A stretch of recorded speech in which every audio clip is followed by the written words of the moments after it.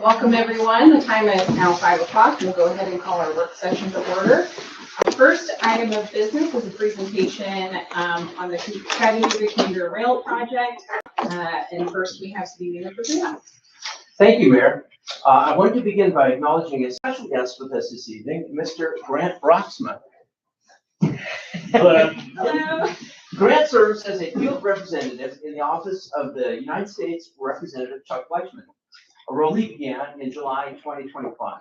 A graduate of Covenant College with studies in political science and medical ethics, he brings experience in community engagement, public policy, and diverse hands-on roles that strengthen his communications and problem-solving skills. I will add that this is now the fourth time a member of Representative Fleischman's office has visited Red Bank City Hall for substantive conversations. A level of effort and engagement that is noteworthy and truly appreciated. Thanks for being here, Grant. Thank you. And now for our guest presenter. Mr. Ellis Smith serves in Chattanooga Mayor Tim Kelly's office, guiding Chattanooga's push to restore passenger rail service. Ellis carries the title Director of Intergovernmental and External Affairs within the office of Mayor Tim Kelly, and is centrally involved in planning a proposed rail system that will reconnect Chattanooga with Atlanta, Nashville, and Memphis by focusing on existing CSX freight corridors. But first, some context. Mayor Dalton and I heard this presentation at a regional conference recently, and it seemed appropriate that we share this information with not only the Red Bank Commission, but also the community of thought leaders who follow what's going on in Red Bank. There will not be any formal role for the city of Red Bank in this effort, but if you appreciate Red Bank's proximity to downtown Chattanooga, you will also appreciate that very few local residents stand to gain more from this effort than Red Bank residents. Ellis, the floor is yours. Thanks very much, Mark. Thank you, sir. Appreciate you having me. Absolutely. What is that? Cool. Hello, Commissioners. Hi, Ellis Smith. Good to see you. I guess everybody can hear me. So very quickly about me, before I joined the city of Chattanooga, I worked at Freightways, which is a startup in Chattanooga, and I ran the media team. We scaled that as a startup business and got to learn quite a lot about all forms of transportation doing that. Previously, I worked in the media industry, including at the Times Street Press, where I covered business and logistics and all sorts of things like that. As you know, Chattanooga is an enormous logistics hub. Of course, Red Bank is part of that hub. So I've had a little experience in and around logistics, and so we were really excited. Basically, long story short, before I jump into it, why is Chattanooga carrying the clipboard on this project? Is probably a good question. During the prior administration, an opportunity became available to apply for this grant, and our region has talked about rail a lot previously. At times, it's been high-speed rail. The song "Chattanooga Choo Choo," right, is our big former station downtown that commemorates. And so, at the time, the state of Tennessee was not ready to apply for that. And so the four cities, the biggest four cities in Chattanooga originally started talking Knoxville, and then we sort of shifted focus to Atlanta, looking at some of the other plans that were there. And it's something that Amtrak itself has looked at. So let me get into that, and then I'll kind of talk more about the journey. So we're calling it the Sunbelt Atlantic Connector. That's just a temporary placeholder name. We can call it whatever we want. We get down the road, the Whiskey Express, the Bluegrass Limited, whatever you like, but that at least gets us over the starting line. Again, Mayor Tim Kelly, I think at the time when we started this, term limits meant that he had the longest runway as mayor at the time, and this does take a little time. So he picked it up, and we're continuing it. We do have a lot of partners. It's us, Atlanta, Nashville, Memphis, State Department of Transportation of Tennessee and Georgia. Of course, I got to give credit to Tim Andrews at the Hamilton County Rail Authority. He's an amazing asset here, as well as the metropolitan planning organizations in those cities and in Baltimore. And we'd love to have y'all's partnership as well on that. We're forming a 501c3. We're in that process now. Mayor Kelly's got 3 more years left in his term as of April, I think. And so, this will be something that we want to see it carry on. It doesn't need to be contingent on any one person or mayor. This is something that benefits the entire region. entire state. And so we hope that you'll join us and your residents will join us. As I'm about to explain, I think it will be very beneficial for Red Bank. First of all, though, level set, what it is not, this is not high-speed rail. I think most of this has been around for a minute. Remember a lot of talk about that. High-speed rail is fantastic. It's also tens of billions of dollars and takes forever. What we're suggesting that we use, because we did that study and it didn't happen because it costs tens of billions of dollars and takes forever. What we're suggesting is to use the existing tracks that already connect these 4 cities. CSX today, right now, as we're having this conversation, is running trains from Atlanta to Chattanooga to Nashville to Memphis and back again. By the time I'm done talking, probably a couple of trains will have already passed on these rails. So we're talking about using existing rails, which will be still a pretty good solution. You can still go 70 miles an hour. I've had the pleasure of going to North Carolina and other states where they're doing this right now. And 70 miles an hour without having to stop in traffic jams, without having to stop to use the bathroom or get food, gets you where you're going pretty quick.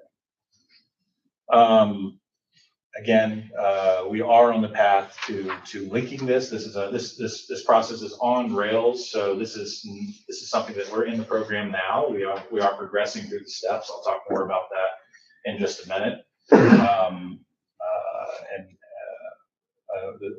Yeah, I already talked about North Carolina and Georgia. So here's the steps. Step 1, already finished it. Step 1 is really developing the business plan for this project. It's who's going to want to ride, where are they going to want to go, how much are they going to want to pay, when are they going to want to leave, and starting to develop that.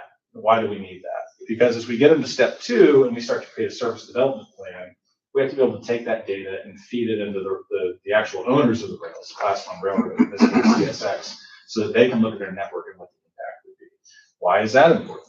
Because when we get into step 3, we have to break off individual engineering projects and say, okay, where are our bottlenecks going to be? Given the number of riders, when they're leaving, and so on, where are we going to need to add double track? Where are we going to need to add siding so that the passenger trains can pass freely? Because you're going back to the beginning, another fundamental question, why aren't we already doing it if it's so easy?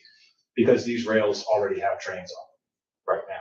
And so you could put today, if you wanted to, you could go find some passenger trains. There's some down at the Tennessee Valley Railroad Museum that I'm sure you could buy and have a railroad. But how would you get to where you're going in a timely manner when you get stuck behind a freight train that's full of coal and oil and heavy machinery and equipment?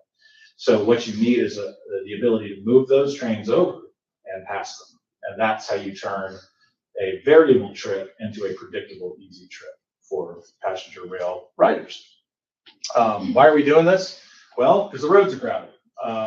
In fact, they're going to get more crowded. That's the bad news.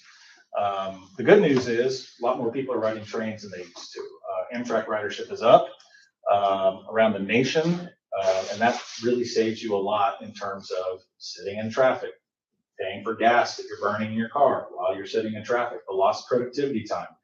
It's really hard to get work done when you've got to keep your hands at 10 and 2, right? And so the idea for me is, I could go to Nashville, I could go to Atlanta, but be able to use my laptop and be able to make phone calls, maybe read a book, take a nap. Those are advantages to passenger rail that road travel doesn't have. The other interesting thing is, I've heard people say, yeah, but our roads are so constrained already, and they are. Shouldn't we put all that money into expanding our roads? And perhaps we should put a lot of money into expanding our roads. But what I might point out is that as you add this additional track, when the passenger trains aren't using it, it's just sitting there. And that now becomes an asset to the freight rail companies to then move more product via the rail, which you guys have to maintain this road out here. You know that trucks, heavy trucks, or particularly do the vast majority of the damage to our roads that then necessitates maintenance. So the more heavy trucks that I can say, well, now there's a competitive option for you via the rail to move that freight that way. That takes a heavy truck off your roads. That's very helpful.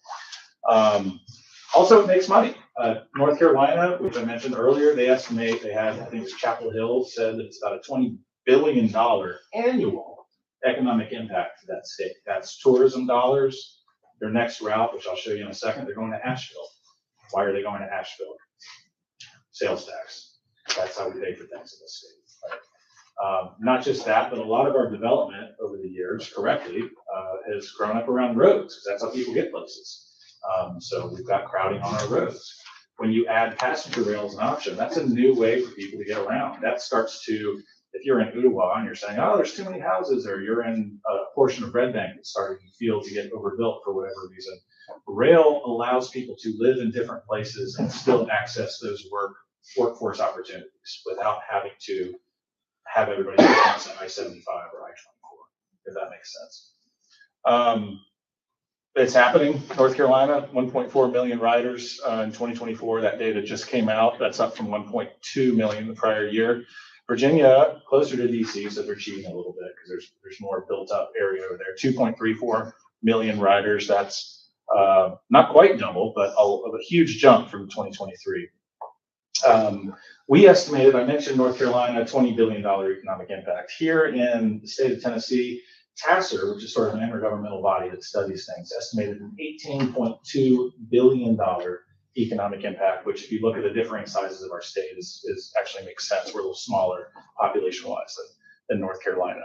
Amtrak is one idea. There's also a company called Brightline, which is doing great work down in Florida, where they're taking the concept I just told you about, which is like, oh, now people don't have to live right off the main drag in order to get to work.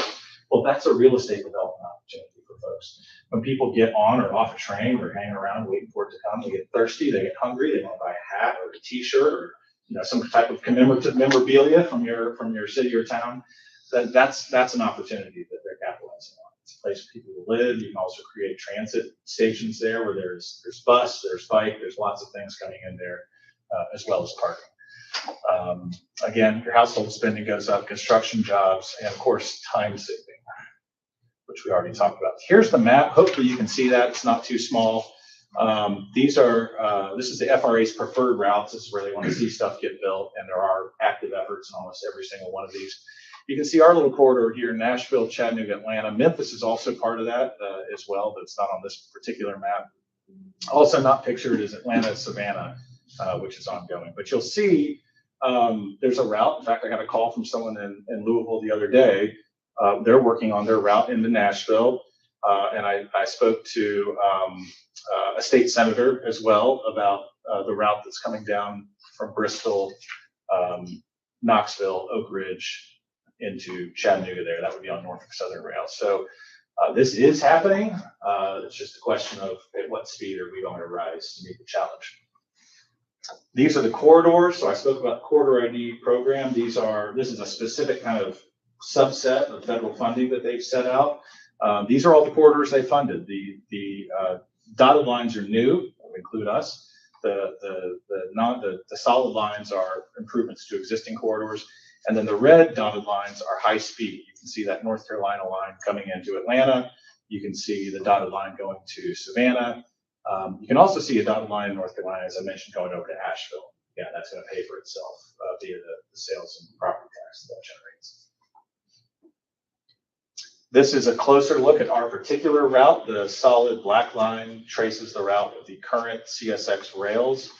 You can see we go into Alabama a little bit. It doesn't follow the interstate exactly. That's okay. But that's what we're going to start with as far as the layout. This is still, I noted, there's several steps here. We're still kind of rounding first, headed to second. So this could change. We may want to use some of this or all of it or a portion of it, but that's something that we're still in the engineering phase on looking at. One thing I'll point out is the Chattanooga, Atlanta section of that is used by CSX, but it's actually owned by the state of Georgia, and who's our partner on this. And it's owned with an agreement that states that should passenger rail become a thing, that will be allowed, right? So that's a very, nothing's a slam dunk in this world. Everything's expensive and takes time, but that's a huge leg up for us in our efforts to connect to Atlanta. Again, we're just noting the task report recommendations there. This doesn't get built in a day. This will be built in sections, so it's really a big order of operations question. The first section is likely to be Nashville, Chattanooga, Atlanta. Of course, that's actually 2 sections, so one of those sections will probably be one that we move on initially. I think our goal would be whatever we build and whatever we do should be something that's the most successful in order to allow us to do the next phase, right? So you want to start with your sort of longest shot first. You want to start with your sure thing and then move on from there. The other thing, I want to go back here and point out something that I think is interesting. A lot of people think, well, Nashville, I only go there a couple of times a year, or Atlanta, whatever. Perhaps, but you're not just connecting to Memphis, you're not just connecting to Atlanta, you're connecting to that entire network. You're connecting to the entire Eastern Seaboard when you connect to Atlanta, all the way up and all the way down. When you connect to Memphis, you're connected up to Chicago, down to Louisiana, and all points west. At the same time, all those people, in turn, are connected to us. And so as a state, again, that's driven primarily by sales tax, that means people coming here, spending their money, and then leaving again, so we don't have to put them in jail or pay for their school or anything like that. It's a miracle. It's like manna from heaven. That opens us up to a tremendous number of new potential tourism dollars, which is a huge opportunity.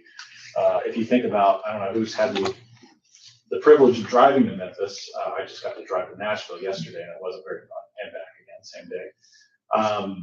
It's sometimes fun, but sometimes not, right? And I think conversely, being able to sit by a window and look at the mountains and look at the rivers and the lakes and enjoy that, not having to drive over Mount Eagle or watch out for patches of ice or inebriated motorists, sounds fantastic to me. Like, I would take my family and do that in a second. Let me pick back up here. Rural communities. I mean, I know this, we hear about this a lot. Downtown Chattanooga, Red Bank's not particularly rural, but as you get out of town, it does, you run into farms, you run into suburban areas. Just to dwell a second on, the state of Tennessee is driven largely by a desire to improve rural areas that many people feel have been left behind by the progress that's happened in Chattanooga, Nashville, Knoxville, Red Bank, other places. This addresses that directly. A lot of those I've driven through. Sometimes I like to get off the interstate. I drive through small towns with my family. They hate the extra time, but I'm like, look, I'm driving, so this is where we're going.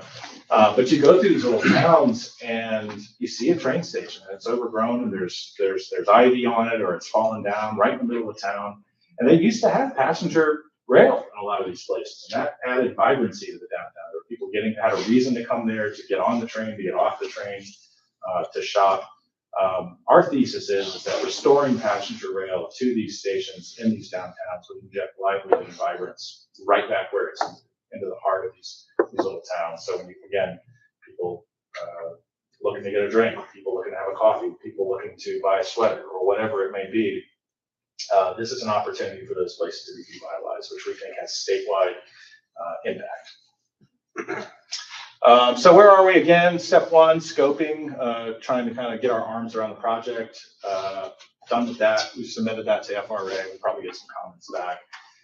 As part of that, we are working on an economic plan that will show, I talked about $18 billion here, $20 billion in North Carolina. We're trying to zero in on that a little bit more to see where those jobs would occur, where the increased prosperity would happen. Try to put a little meat on that bone, because we think that, like any good project, we have to be able to show what the ROI is, and we really want to be in that position especially as we proceed into some of the steps that are going to be a little bit more capital intensive. As we get into step 3, again, I mentioned that's starting to look at, in concert with the Class 1 railroads, where are the bottlenecks are. What are we going to do about that? Most of the time, the answer is going to be, we're going to build double track. Or if there's one track, we're going to build 2. If it's, in some cases, it may just be a site. Trains are a lot longer now than they used to be. As I'm sure you've noticed, that's by design. They make more money that way. So we have to build the sidings. In some cases, maybe expanding an existing siding to accommodate more rail. But again, largely within the existing right of way. Other projects that you would see through this are grade separations. So when you have a road and the rail at the same level, the train comes, you got to wait. A grade separation takes those and separates them, just as the name implies. So either the rail will go over the road or the road will go over the rail. Either one. Those tend to be costly, tens of millions of dollars. So that's something where we would be working with the state to set matching funds aside. That's typically something like a 20% match. So it's great, you get 5 to 1 on your money, but it's still not an insignificant source of funds in order to do that. By doing that, what you allow is for the trains to run faster. The trains have to operate safely. It's a big problem for them when they hit something, of course. It's also a problem for the person who's a victim of that accident, or the vehicle is a victim if they are able to get out in time. And that's a concern of the railroads. That's a concern of the federal government. So they're very eager to see those grades separated because for the safety aspect, but also again, you're able to run faster. Especially as you think about Chattanooga, getting through a big dense city like Chattanooga, going at 5 miles an hour and honking the horn and ringing the bell the entire time adds time to the trip. So we want to minimize that as much as possible. So what are we doing right now? I mentioned the 501c organization. We're getting that set up to include the 4 cities, the 2 states. We anticipate being able to welcome anybody who wants to join as part of that as we go through the process, or any interested parties. Rail doesn't exist in a vacuum. It's about connectivity, just like roads, just like sidewalks, just like anything else. If you have just one block of sidewalk that doesn't connect to anything, it's not very useful. It's useful when it connects to other things. So as we think about Red Bank, we have a lot of residents in our county who live in Red Bank, who either work in Chattanooga or shop in Chattanooga, or Chattanooga residents who do the same thing in Red Bank. Our cities are connected. And so as we think about where's the train station going to go one day, or will there be other stops, or how will we get people to the train station and back? I know that Red Bank does a tremendous amount of planning for how to move people around. Sometimes you guys are better at it than we are. And so my hat goes off to this body for that. But certainly, just as we are interfacing with other states to make sure that we're not stepping on one another's toes in other cities, make sure that our efforts complement one another, I think it'd be great to have that relationship with Red Bank as well. You can scan that QR code if you like. I guess this is being recorded, so I can leave it on the screen for a minute. People can also scan it later. And of course, this presentation, I believe, is available if people want to click on the links and look things up on themselves, do their own research. And with that, I will open it up for questions. Hope I didn't take too long. Thank you, Mr. Smith, very much. Of course, I'm immensely excited about this development, and I think a huge percent of the Hamilton County population will be too, because I can't remember a single post involving any kind of transportation, especially interstate or involving going to or from Atlanta or Nashville. The first comment with 250 likes is, why don't we have rail already? So if it was easy, we would. yes, I think it's going to be a very welcome change. I'm very excited that we're this far down the line, so to speak. I do just want to add, as a mom, and you have kids too, so I think you'll understand this perspective. You mentioned, the ability to work on your laptop when you're riding a train as opposed to having to drive. But of course, with a 2-year-old, I probably would not be working on my laptop, but trains are so much more family friendly than vehicles are. Not only are they safer, but it gives you the opportunity, especially if you have a car seat age child, they don't have to be strapped into a car seat, especially for a long trip like Atlanta or Nashville. The idea of taking my 2-year-old to Atlanta is buckling him into a car seat for 2.5 hours and having to stop for diaper changes, and trying to look in the mirror to see if he's okay, and being able to sit across from my child in a train car and interact with him and play with him and give him snacks if he needs them, take him to the bathroom and change a diaper. It's just night and day from the travel experience. I think it really would open up opportunities for us to go see our family in Atlanta more often, for example, and for them to come see us more often. So, not to mention getting to the Atlanta airport, of course. So the connectivity is just, I could not be more enthusiastic. So I appreciate you coming here to tell us more about the project. And, for my 1/5 of this body, whatever Red Bank can do to be a partner in this, we'd be thrilled to do so. I couldn't agree more. Thank you for your comments. Yeah, I've got 3 girls, all under 10, and we were lucky enough. My parents took us on a trip to Europe, to Spain, and they have rail. And for a portion of that trip, we were in a car, and you're face forward, away from your kids, to your point, they're in seats, they're strapped in, you can't, interact with them. Now, some of the cars trying to get around that, they've got a camera or something that's mounted back there, so you have your sort of surveillance system. But it's totally not the same as being able to sit side by side or sit facing one another. And to your point, sometimes kids want to run around, they have a lot of energy, and they can get up and move around, go to the snack car, whatever. And it's your pulse goes down considerably in that type of environment as a parent. Absolutely. Also, up to a third of US residents are not able to drive for one reason or another, largely because of age, either they're too young or too old to drive. More and more young people are choosing not to get their driver's licenses. And of course, there's a plethora of disabilities that could prevent you from driving. You could have your license suspended for a number of reasons. You could simply not be able to afford a personal vehicle. And this opens up travel opportunities to people that could otherwise be isolated to our city, who might have the opportunity to do more traveling and connecting that otherwise wouldn't have had a practical way to do so. Can I respond to that too? Yes. That's a really interesting point.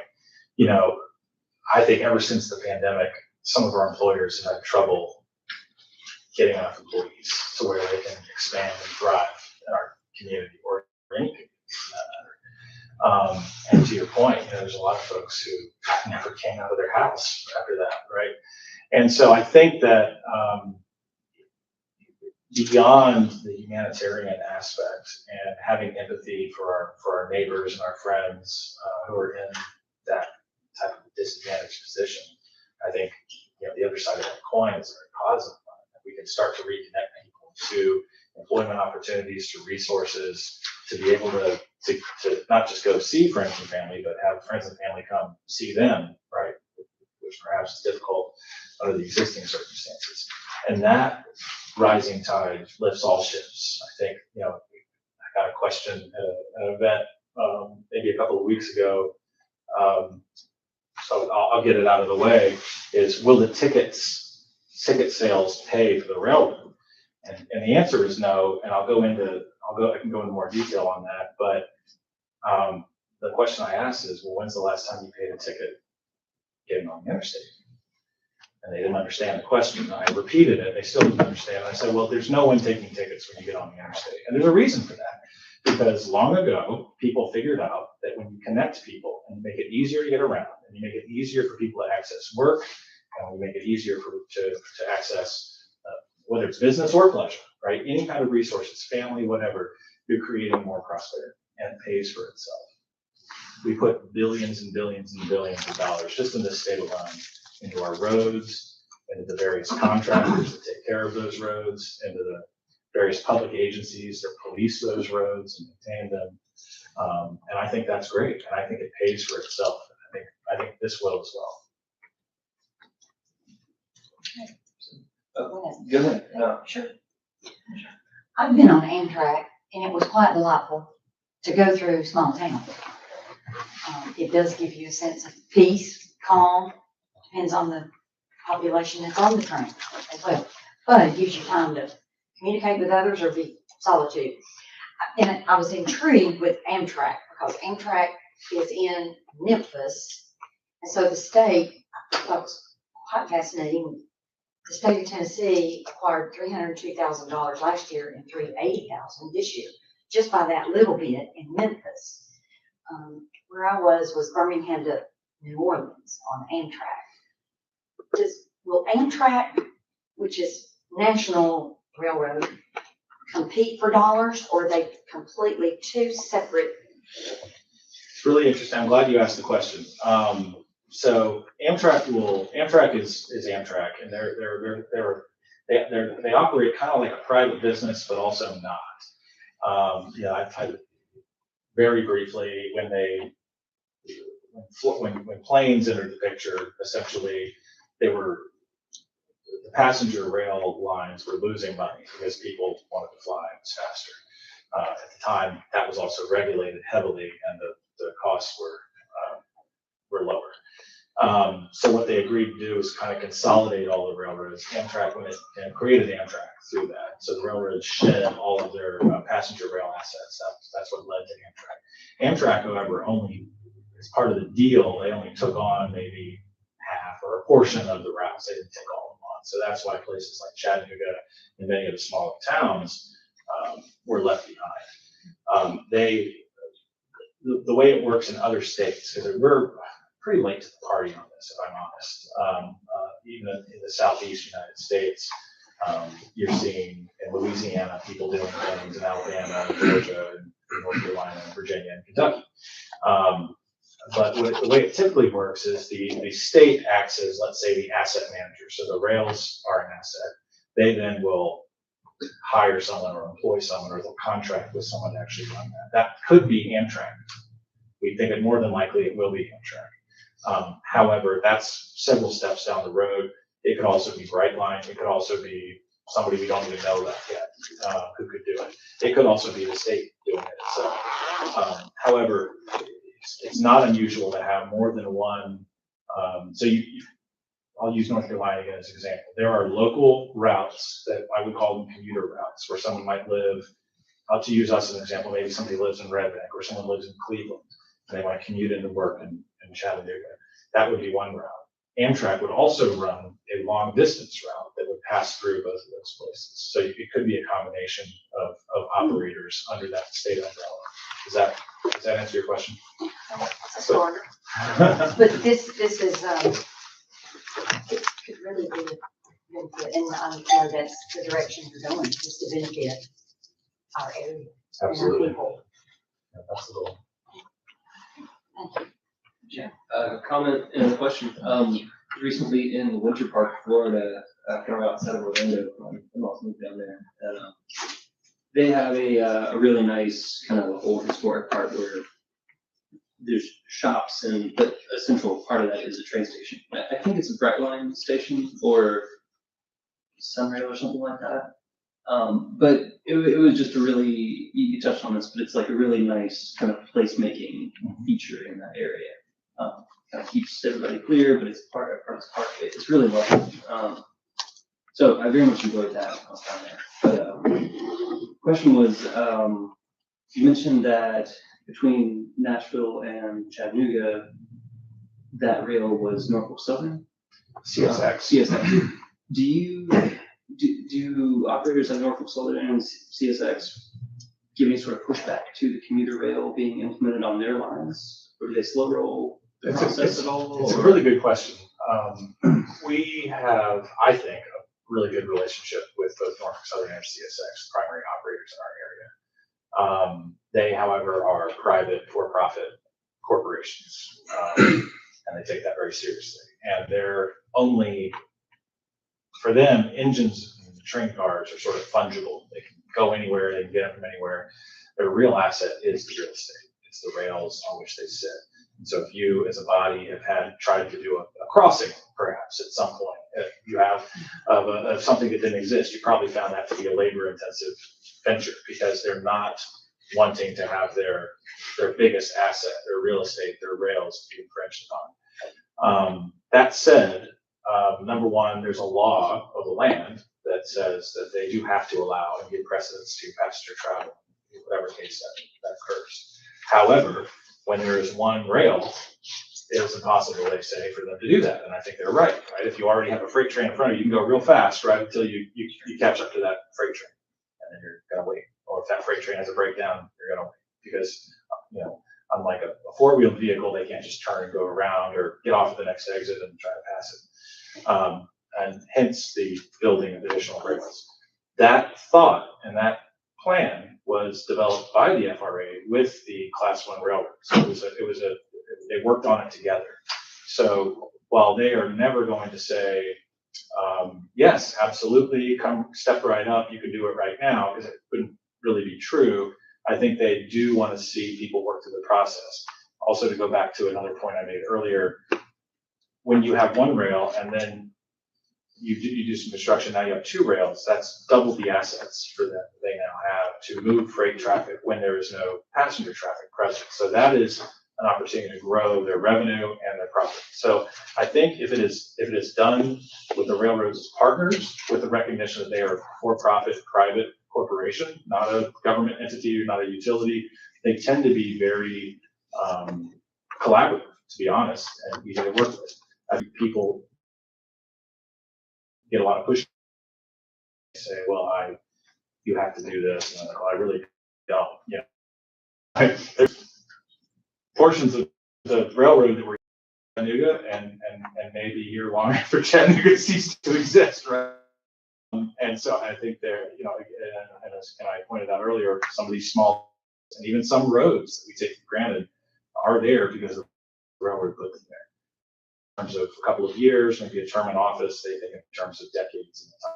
So it's just trying to get, you know, like when every time you're working with people different, I think it's just about trying to get into that mindset and try, and that's what the quarter ID process is designed to do. That answer your question. That's a heavy lift, so that's a lot of the effort. Any other questions? I had a question. So time when it says 2027, are we thinking thing happening? Would that be 2030? Yeah. Yeah. Plus, he's doing a lot. I think maybe you're asking is, you know, when can we see something? And I think money, right? And everything costs money. So the next step, the 2A and 2B, I don't want to bore you with stuff. There's been changes at the federal level you may have heard about, and so they want to bifurcate that into two. The next step is probably going to be a $2.5 million step with 10% local match. Doesn't have to be local match; just has to be not federal.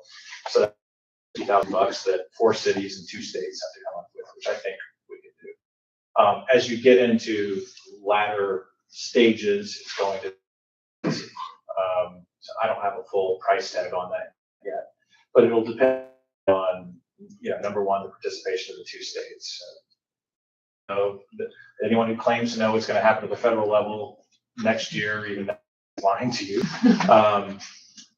So it depends. I think if we had all the money in hand today, 5 to 7 years, it's not unrealistic, but probably unrealistic because we don't have all the money in hand. So that's part of what the sort of economic impact work. We've hired an economics firm to analyze that so that we can have more on if Georgia is going to step up, if Tennessee is going to step up, and provide funding for things that are in their wheelhouse. Why should they do that? You know, why should they do that instead of adding a lane somewhere in Knoxville or in Clarksville? That's the case that we're making, is that this provides a better ROI for that in many cases, and in some cases will alleviate the need to do so much intensive maintenance on those existing. That note really quick, I was just gonna, would the railroad ultimately be responsible for maintaining those extra in the future? That will have to be contractually. There's different ways that could go. There's a variety of models for our states, because typically the state delegated the federal authority. That's what we typically see for things, and you guys to the state's hands, right? And so that's a decision of Tennessee and Georgia. It's how they want to do that. Have more control. You know, when you own something, tinker with it, make it better or wider, add a switch, you just go do that. Owns it, and you're, you know, then that's a different story. It's always better to own, but it does come with maintenance, and you know, you're responsible if somebody hits a deer or whatever. So, I mean, I think that's something that as we put this group together, this 501c, those will be decisions that I think the group will wrestle with and come up with ideas about how to handle planning. We're in the early stages of planning a couple of trips to other states where they're doing this, to ride on their rails and to ask questions about, okay, if you could do it differently, what would you do? And what I've found is that this community, it's like the same 30 people everything. It's a very small community, and they're all too happy to talk through these things and share. They want it because, going back to an earlier point I made, this is about, so Virginia, North Carolina, Georgia, they benefit by connecting to us and through us. So if we do well, they do well. That's additional destinations for their path, and that's more people that can come connect to them. So it's a supportive environment I've found, and we have the opportunity to learn. A little slower than some of the other states. We have the opportunity to learn from some. All right. Well, thank you. I appreciate you being here and talking about this very exciting project. As Mayor said, I think many of us are very supportive of the effort and would like to help however we can. That's wonderful. We'll keep informed going forward, and I think as we make progress, we'll try to do news releases and updates like these. Thank you so much for coming tonight. Mayor, if you don't mind, I'd like to give Ellis a city manager coin. Oh, Recognizing your staff excellence, and thanks for being here tonight. thank you. All right, moving on to item 2, our Parks CIP capital improvement plan roadmap presentation. Evening, Commission. I hope you all are well in the apocalypse that we had over the past 2 weekends. Great, better than our neighbors to the north in Nashville. I know there's still folks out with so thoughts definitely going up to our neighbors to the north. This evening, I am going to be presenting to you all something that came out of originally belt tightening. Look at where we are at as a whole for the city and our finances. Our parks capital projects can continue to move forward in a realistic manner. So, why prioritization is important. Red Bank is responding to the impact, as I just mentioned, which means timing matters more than ever. Large park projects are not one-time purchases. They are multi-year financial commitments, match requirements, phasing, and long-term maintenance. If we attempt to major capital projects at the same time, we strain our ability to provide matching funds, we weaken our competitiveness for grants, and we increase the risk of delays or prioritization ensures steady project progress and prevents us from creating new funding barriers forward. The most important factor affecting project sequencing right now, as are all aware of our compliance issue with our land and water conservation. Until that compliance issue is resolved, Red Bank cannot apply for state recreation grants. Once compliance is restored, the city returns to multiple funding programs and can apply for several grants at the same time. Next hurdle is after compliance will be fiscal planning for matching funds for these grants. So what that means is we will not be limited to grants that we can apply for. So for example, if we were to go for a grant with a total grant dollars at $4 million, we would come up with 50% of those matching funds. They don't have to be necessarily local dollars, they just can't be federal dollars. With that, we could go for another LPRF or an LWCF, but we would have to have those matching funds available to go after that project. So sequencing is going to be very important to make sure that we are focusing on time and closing that project out before moving forward. Competitiveness is another word that you've heard me use a lot, especially with our compliance. So we could technically today apply for some of those federal grants. We just would be competitive and would not be awarded. Same, once we have another federal grant in the queue, once we're back in compliance, we could apply for others. But if we've already been awarded several $1 million, we won't be as highly as other jurisdictions that don't have any money in the queue. Until it's correct. Our overall strategy on 3 pillars. First, we fix the eligibility issue so we can unlock.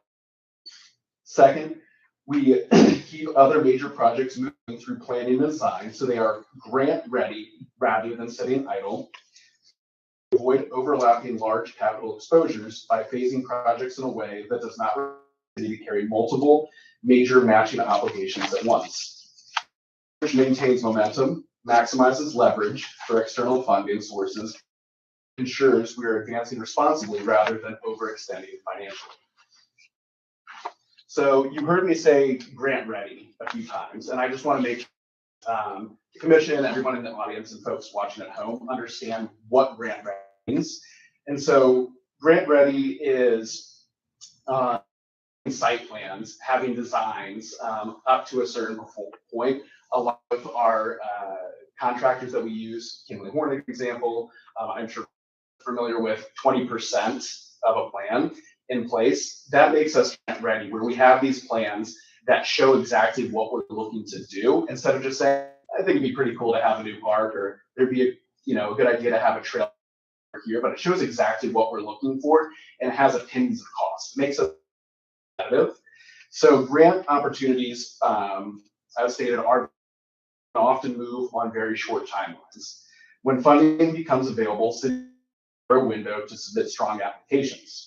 If we wait to complete site planning and cost estimates until that funding appears, we miss grant cycles and lose opportunities. Being grant ready means having those site plans completed, phases identified, and cost estimates prepared so that we can respond immediately when funding opens. Real world Sea Ridge Trail project. We went out and had a professional trail designer come and design us a trail with those cost estimates. So when the Project Diabetes grant was announced and brought to our attention, we saw it as a grant, and we could focus on writing that grant and making ourselves competitive. Worry about putting out an RFP to bring in a professional to get the. This preparation made us highly competitive and ultimately resulted in $403,200 award with no local match. So that's exactly why this roadmap emphasizes planning ahead. It positions the bank to capture funding when opportunities arise instead of scrambling after. So the number one priority, Higson site, located next to Fire Hall 2 and B&B Discount, is directly tied to the city's LWCF compliance requirements. And we've made significant progress here. The Yellow Book appraisals have come in, and based on that valuation, this property, the Higson property, satisfies the replacement requirement for the conversion. That means we will not have to use any other undeveloped city-owned properties to get back in compliance. This is a major milestone because it confirms we have a clear path to restoring old state recreation rights. This project is doing more than creating a park. It's removing a funding barrier for the entire park system. Our approach for this is taking the Leaning Into Communities grant, and if compliance is restored in time by April 1st, using the LIC funding as our match towards that grant. If we are not aligned back in compliance by that time, we will still use the LIC money to complete the first phase of development, so the project continues to move forward, and then pursue LPRF funding the following cycle. Either way, those funds keep momentum going and reduce local financial burden. It's also important to understand that restoring compliance is a major win, but it comes with responsibility. Once we receive our compliance letter from the National Park Service, the city has 3 years to complete enough development on this property so the public can activate recreation there. So this timeline reinforces why this is our highest priority, and we are reorganizing where we're putting funds in right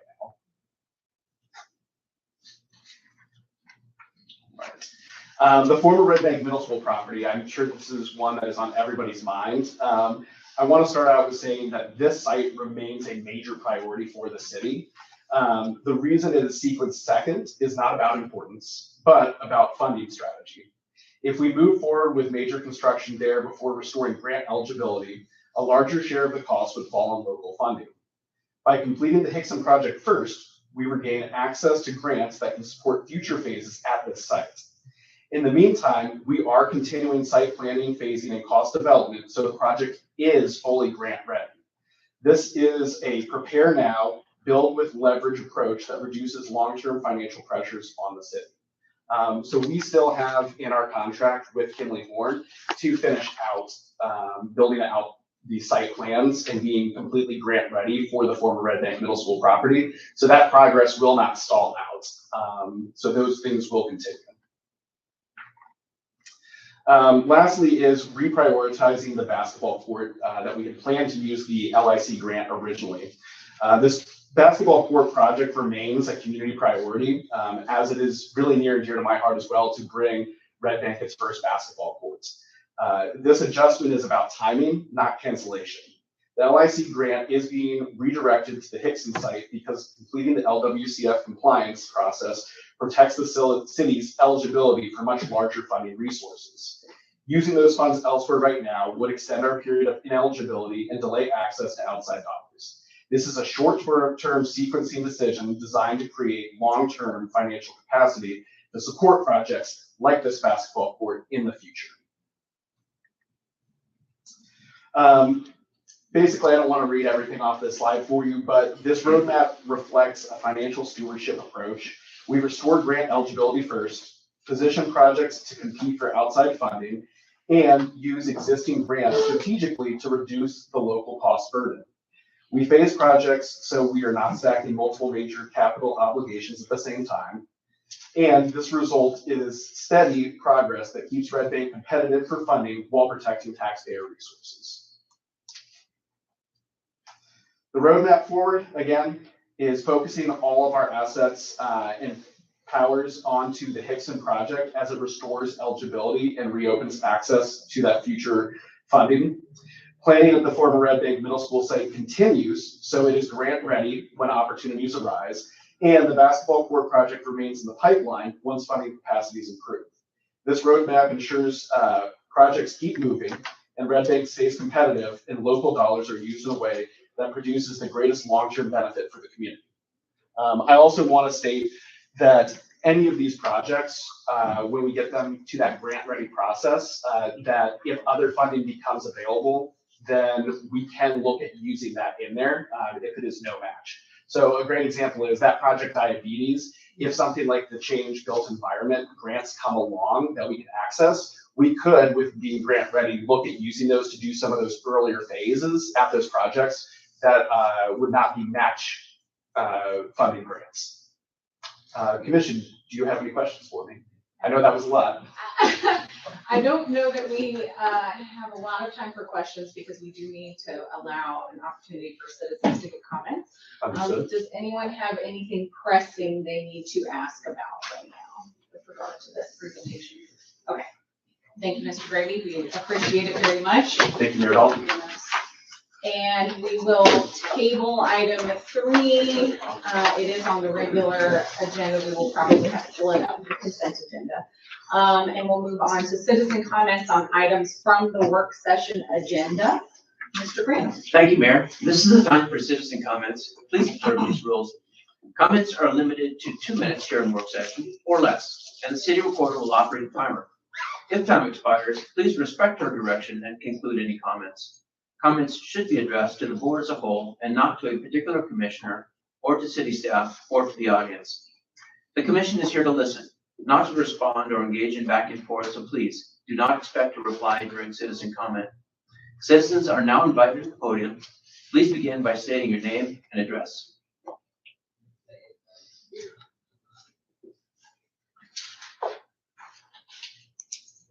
All right. If we have no comments on items on the work session agenda, do we have any other business to discuss? All right, then we will go ahead and adjourn our work session and return at 6 o'clock for our regular meeting.